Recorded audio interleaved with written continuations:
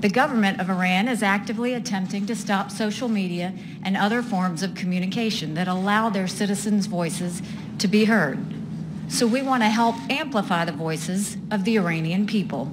Here are some of the messages that they're chanting today. All these brigades have come out to the streets. They've come out against the leader. Political prisoners must be freed. Independence, freedom, Iranian Republic.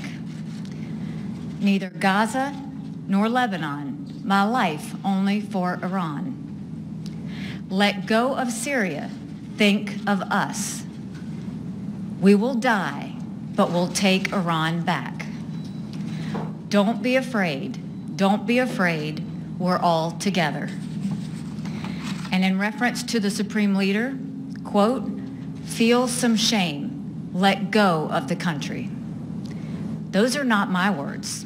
Those are not the words of the United States. Those are the words of the brave people of Iran. Now the Iranian dictatorship is trying to do what it always does, which is to say that the protests were designed by Iran's enemies. We all know that's complete nonsense. The demonstrations are completely spontaneous. They are virtually in every city in Iran. This is the precise picture of a long oppressed people rising up against their dictators. The international community has a role to play on this. The freedoms that are enshrined in the United Nations Charter are under attack in Iran. Dozens have already been killed. Hundreds have been arrested. If the Iranian dictatorship's history is any guide, we can expect more outrageous abuses in the days to come. The UN must speak out. In the days ahead, we will be calling for an emergency session, both here in New York and at the Human Rights Council in Geneva. We must not be silent. The people of Iran are crying out for freedom. All freedom-loving people must stand with their cause. The international community made the mistake of failing to do that in 2009. We must not make that mistake again. On a second matter, the crisis in North Korea will continue to have our attention in 2018. We finished December with our third strong sanctions resolution of last year. That was a great achievement, but there is more to do to ensure full implementation of the Security Council resolutions. As we hear reports that North Korea might be preparing for another missile test. I hope that does not happen. But if it does, we must bring even more measures to bear on the North Korean regime. The civilized world must remain united and vigilant against the rogue state's development of a nuclear arsenal. We will never accept a nuclear North Korea. There's one more item I want to mention. You have all heard that President Trump's comments made about Pakistan. The administration is withholding $255 million in assistance to Pakistan. There are clear reasons for this. Pakistan has played a double game for years. They work with us at times, and they also harbor the terrorists that attack our troops in Afghanistan. That game is not acceptable to this administration. We expect far more cooperation from Pakistan in the fight against terrorism.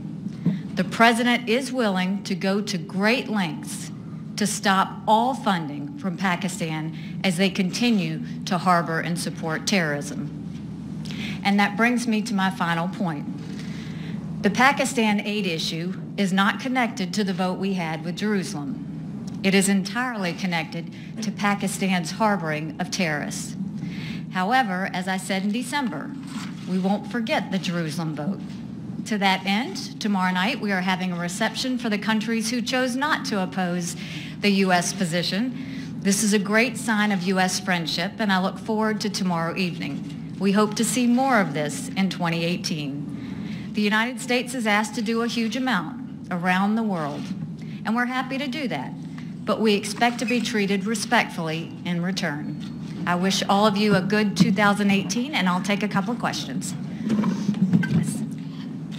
Thank you, Ambassador. Which UN body in New York do you want to handle Iran, and to do what?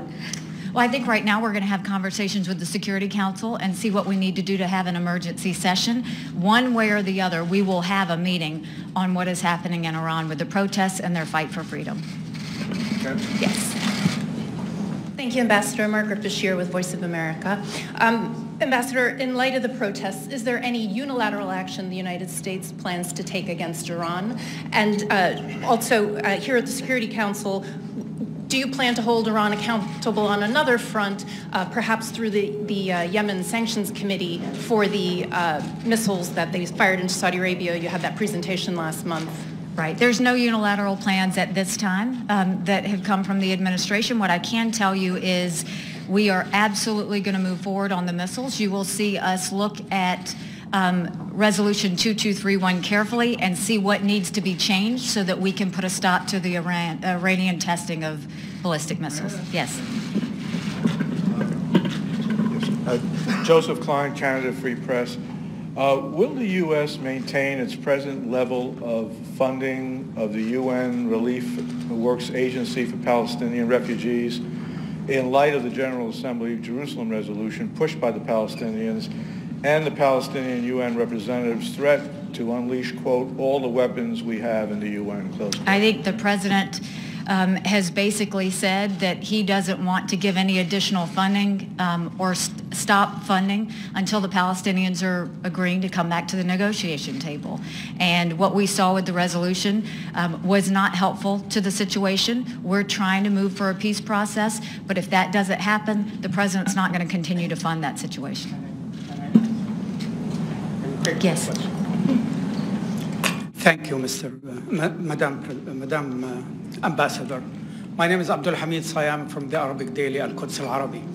Now, you're so strong when it comes to the freedom and dignity of the Iranian people, but you have different meaning of freedom and dignity when it comes to the Palestinian people who've been brutalized for over 50 years of occupation. The second question related to it, what made you believe that you are on the right side of history when you stood alone in the Security Council against 14 members of the Security, and in the GA, 128 countries, you only found countries like Palau and Nauru next to you. What made you believe that you are on the right side of history? Thank you very much.